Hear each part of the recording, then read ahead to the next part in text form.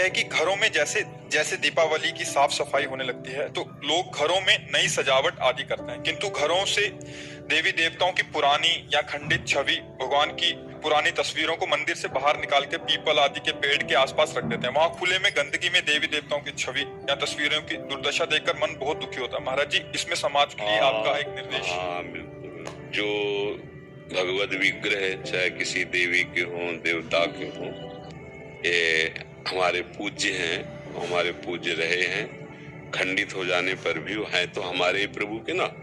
तो अगर हम उनको विसर्जन करते हैं तो जैसे गंगा जी हैं, यमुना जी हैं, या कभी तीर्थराज प्रयाग या कहीं जो भगवत स्वरूप धाम के समीप जो तीर्थ आदि हैं उनमें कोई न कोई पावन नदी रहती है, जैसे अयोध्या जी तो सरयू जी विराजमान।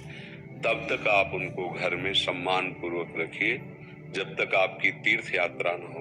आप जिस तीर्थ में जहाँ पावन नदी है वहाँ उनको सम्मान से प्रवाहित कीजिए। जैसे आप साधारण बात समझो, हमारा कोई प्रियजन शरीर उसका अंग भंग होके पूरा हो जाता है तो हम अंत्येष्टि क्रिया जैसे करते हैं ना, तो हम फिर ऐसे थोड़ी चौराहे पे छोड़ देते हैं, पीपल के नीचे छोड़ देते हैं। कोई पधार जाए तो ऐसे छोड़ देते हैं क्या?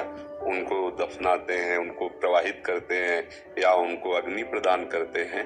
तो हमारे प्रभु के जो श्री विग्रह हैं, जैसे यमुना जी हैं, गंगा जी, ये भगवत स्वरूप हैं, तो हम पुष्पमाला में ऐसे उनको आवेष्टित किया, नाव में बैठे और बीच में जाकर भगवत भाव से ऐसे उनको भी, ये हमारी पद्धति है। ऐसे जैसे मान लो लक्ष्मी जी, गणेश जी, देवी देवताओं की जो छवियां हैं वो खंडित हुई ऐसे और गंदगी पड़ रही तो फिर आपके सुकृत नष्ट होंगे। पहली बात तो आज कोई मानने के लिए तैयार नहीं है।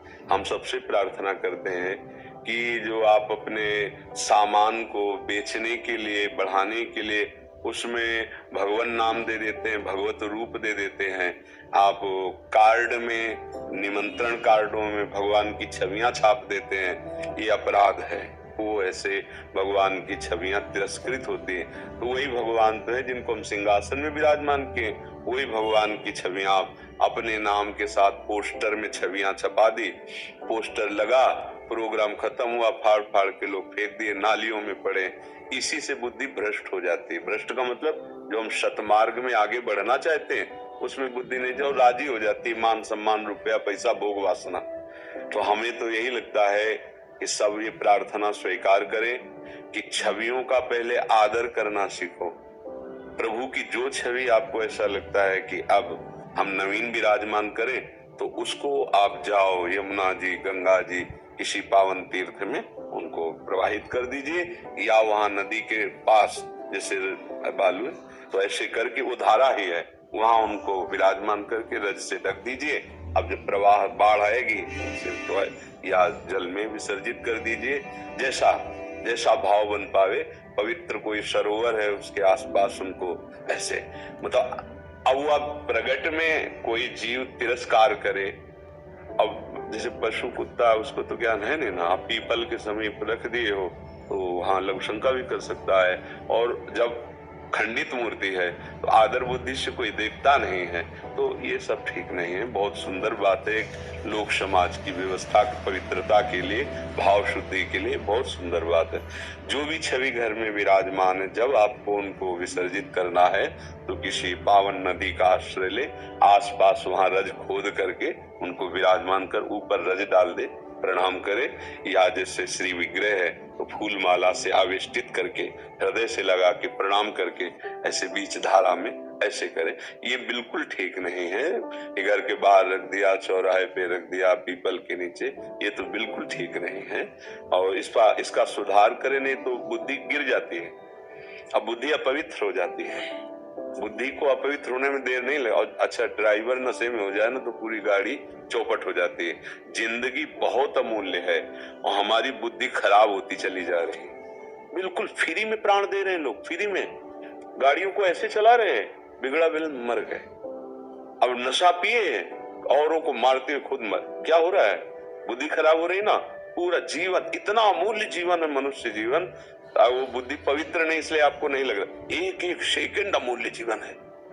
राधा राधा राधा राधा, सार्थक कर लो जीवन। बुद्धि पवित्र रहेगी तो संसार का व्यवहार, परमार्थ का परम लक्ष्य, ये सब बन जाएगा। बुद्धि खराब हो रही है, जरा सा बात बिगड़ी, गुस्सा आ गई, जरा सा लोभ, दूसरे की हिंसा कर दी, जरा सा लोभ, जरा जरा सी बात में एक दूसरे के प्राण लेने पर उतार हो जाए, ये बुद्धि है। कोई बात नहीं, अगर तुम्हारा थोड़ा कोई अहित कर रहा है, भगवान देखेगा, अपना जीवन बचाओ, उसका बचाओ। अभी लाभ हानि में बदल गया है, आगे हानि भी लाभ रूप हो जाएगी। जीवन बहुत अमूल्य है, उसको छोटी मोटी बातों में पर वो बुद्धि खराब हो जाती है ना।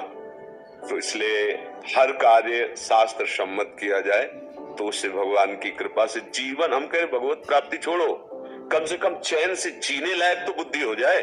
आज हमारी बुद्धि चैन से जीने लायक नहीं है, ऐसे गंदे आचरण करा देती है, हृदय जलता रहता है। अगर कोई न जाना तो हृदय जलता रहता है, अशांत हो जाता है। अगर कोई सरकारी कानून के विपरीत आचरण खुला हो गया तो दंड मिलता है, जेल मिलती है। कोई नहीं जाना तो हृदय संतप्त होता रहता है, बाद में उसको दुर्गति होती है। बुद्धि ठीक होना चाहिए, बुद्धि ठीक कर सकता है भगवान का नाम।